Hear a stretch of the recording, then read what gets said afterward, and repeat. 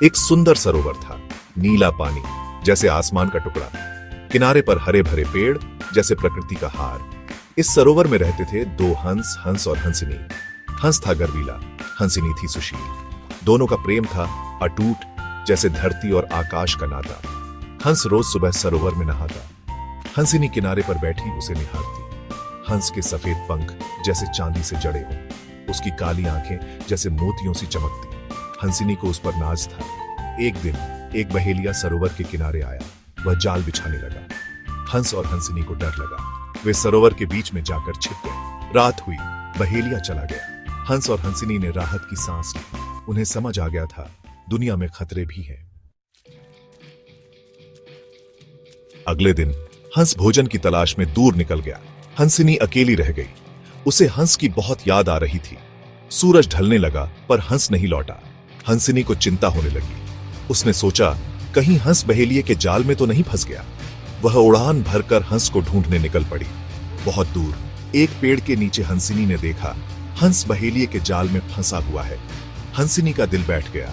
उसने सोचा अब क्या होगा। हंसिनी ने हिम्मत जुटाई। उसने सोचा मुझे हंस को बचाना होगा, चाहे कुछ भी हो जाए। हंसिनी ने बहेलिये को आवाज दी।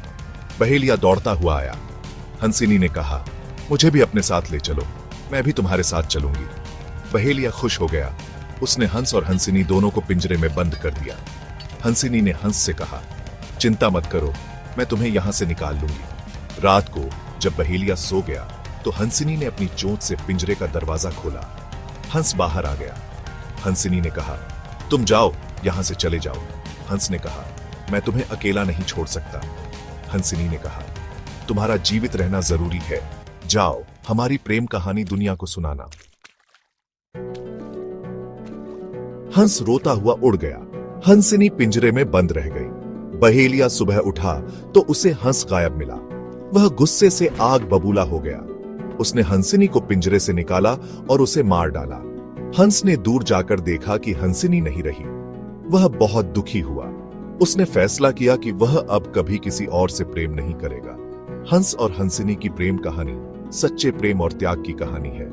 यह कहानी हमें सिखाती है कि प्रेम में त्याग की भावना कितनी महत्वपूर्ण होती है।